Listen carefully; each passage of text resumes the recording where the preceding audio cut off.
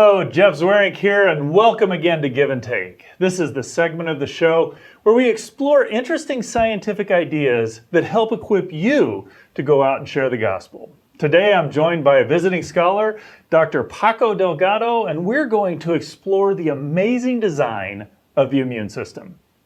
Paco, it's good to have you here. Thank you, Jeff. It's an honor to be here. So I know you're a doctor, you specialize in infectious diseases, and I just find that a fascinating topic because there's just a lot of pretty dangerous and scary stuff out there, and our ability to live amongst it's pretty remarkable. So let's kind of explore a little bit. The immune system plays into that. What is the immune system as you would characterize it? Yes, that is probably, to me, the most complex system acting in our bodies and making us healthy. It has multiple components, it has many signaling pathways, and it has been calibrated to a degree that is beyond imagination, to the point that we can interact with multiple elements in our environment, including bacteria, including food, including, even grass, if you're talking about allergies, and help us essentially live a good life. Well, so let's unpack that. You said there's a complexity in the components of it. What sort of components are there in the immune system? So basically you have two branches of the immune system. One is the cellular immune system, and the other one is what we call the humoral immune system, which essentially is the antibodies that people know about. Okay. The cellular immune system has several different kinds of cells that actually play a very specific role in the regulation of the immune system. So these are cells that are in your body that do certain things depending on whether pathogens or bad stuff comes into your body? Actually, those are the cells that will decide whether to attack or to tolerate something. Okay, so you mentioned there's signaling that goes on in there. Is that attacking part of the signaling there? Absolutely. So what all is involved in the signaling part of it? Well, imagine that you have a defense system. You have to know whether what you're encountering is a friend or a foe. So depending on what kind of signals the immune system is receiving from that element, it will trigger a series of events that will end up either attacking or tolerating and allowing that foreign material or foreign chemical to stay in the system.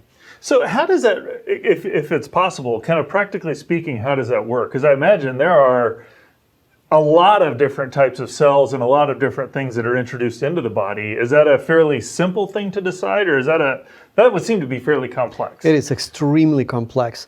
When, before you're born, your immune system is essentially programmed in a special way. When you are born, your immune system goes through a series of calibrations so that your body learns to understand, once you are outside of your mother's womb, what is good for the body and what is bad for the body. Even after that, and for the rest of your life, your immune system will continue learning about new pathogens, in this case, or about new elements, and it will keep a memory on what it has encountered to know what to do the next time that element is encountered. That's remarkable, because that seems to me to be saying that it's not just genetics or heredity that determines your immune system. That is correct. There's a lot of elements that go with the environment, yes. It seems to me that also brings quite a bit of adaptability to it. A lot. And that adaptability is very important, especially in the first years of the life of an individual, yes.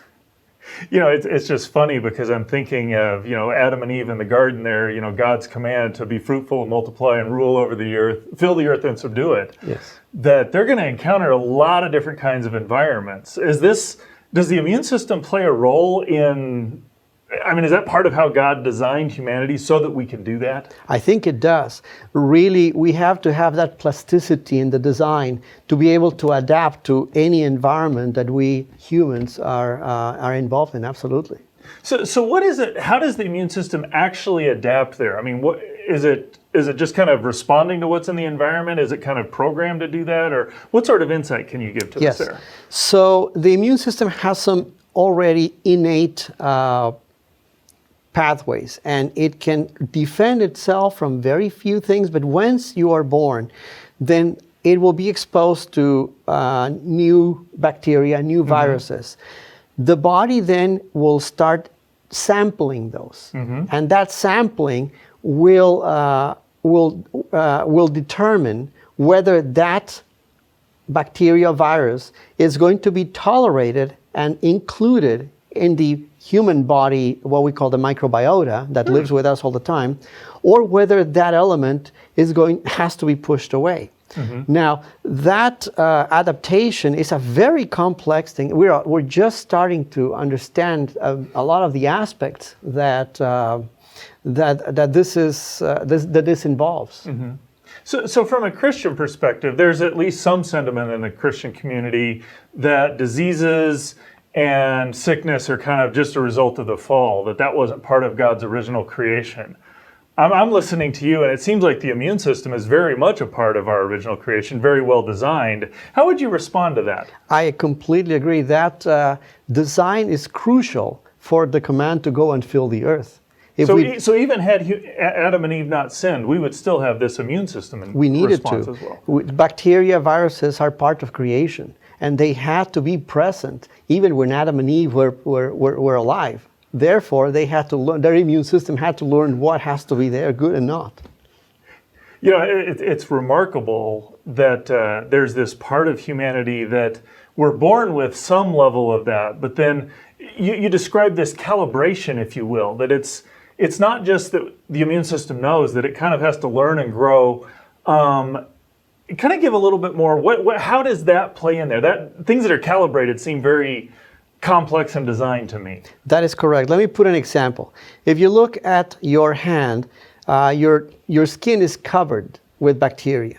Now, those bacteria actually are playing an active role in keeping your skin healthy. Okay. They are there providing antimicrobials that will prevent the bad bacteria from setting shop on your skin. They are actually providing some products also that can have something we call an anti-tumor effect. Okay. For example, if there was a cell on your skin that is starting to become cancerous, these bacteria will actually recognize it and actually kill it. So that would imply to me that the immune system, it's always there and active. It's almost when there's a lack or where it's not functioning properly is when you are going to have serious problems. It is a combination of you encountering the wrong bacteria, an immune system that is not able to recognize it adequately, and for that signaling to not produce the right response. Yes. Oh, Paco, I very much appreciate your comments, and that's very helpful. Thank you.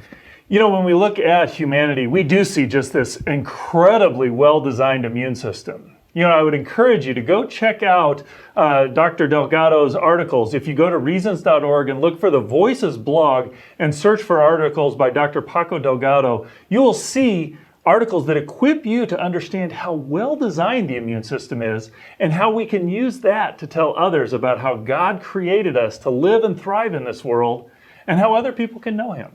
Go check it out.